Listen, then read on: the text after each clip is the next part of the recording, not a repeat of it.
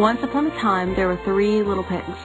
One day, their mother sent them out into the world to seek their fortune. Because they lived in a great country like America, a land full of opportunity, Mother Pig knew her youngsters were sure to find success. In America, there were enough blessings for all the little pigs to have a good life. There were also many sheep living in America. Although not quite as industrious and self-responsible as the little pigs, they too had a pretty good life. All they had to do was work hard, save their money, live modestly, and they would surely be successful. But Mother Pig gave her children one warning. Beware of the big, bad wolf. He will take away all that you own and then consume you. So off they went to seek their fortunes. The first little pig was a wee bit lazy. He relied too much on his mother to take care of himself. The sheep also relied heavily on others to take care of them, so that they never learned how to take proper care of themselves. So once the little pig set out on his own, he did not have a sufficient work ethic to earn the resources he would need to survive in the world by himself. Realizing he would need shelter, this little pig decided he would build his house with straw, as it was very cheap.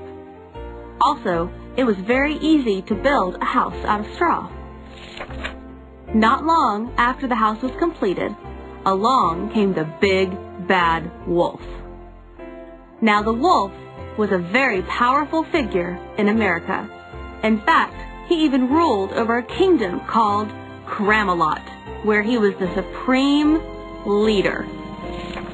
For many years, the wolf and all the minions of Cramalot benefited from the vulnerability of all of the sheep in America. They were weak, and the wolf was strong. The sheep were followers who believed everything their leaders told them. After being fleeced so many times, they could no longer be sheep because they no longer had any wool to cover their bodies. The wolf often used their wool to disguise himself to get close to whatever wary sheep remained in the kingdom. Now that they only had their bare skin, they lost their identity and had to be given a new one. They would now and forever be known as the sheeple. The sheeple, realizing that they must completely support their leaders because they were now and forever dependent on them for sustenance, grew angry at the little pigs. The wealth of the little pigs was needed in order to support the leaders and all the sheeple. So they implored the wolf to consume the pigs. But ironically, the wolf needed the pigs in order to keep the kingdom strong. Why? Because most of the pigs were willing to work and generate even more wealth. But even though he needed the pigs alive and working, the wolf needed to consume them so he could take away enough wealth to keep the sheeple happy and stay in power. It's the old, you can't have your cake and eat it too thing, but the wolf didn't get it. Okay, now back to the first little pig. The wolf called out to the pig, little pig, let me come in." The little pig called back, "Why should I let you in?" The wolf replied, "I'm here to take care of you." Being a wee bit lazy and very accustomed to being taken care of, the pig said, "Sure, come on in." Once inside, the wolf summarily consumed the little pig. Now the second little pig decided to build his house of sticks. Not just ordinary sticks, though. These were teakwood sticks, and they were very rare and cost a lot of money. But this little pig wanted to stand out of the crowd, so he special ordered the teakwood sticks and built a smart-looking house. Even though his house was a little splashy, the pig held down 2 jobs and was living within his means. Then came along the big, bad wolf and called out, little pig, let me in."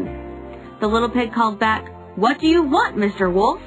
The wolf replied, "The kingdom is running low on money, and there are so many that need to be taken care of that I need to collect from you a special tax. But don't worry, this will be the last tax we will ever need, and it is for the good of all little pigs."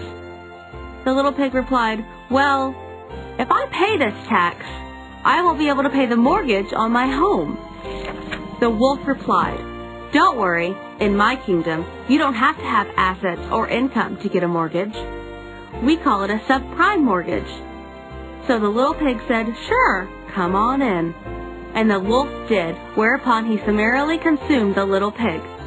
Later, the little pig's home was foreclosed upon by Fannie Mae, which was owned and supported by the wolf and controlled by Sir Barney of Bake-Me-a-Lot.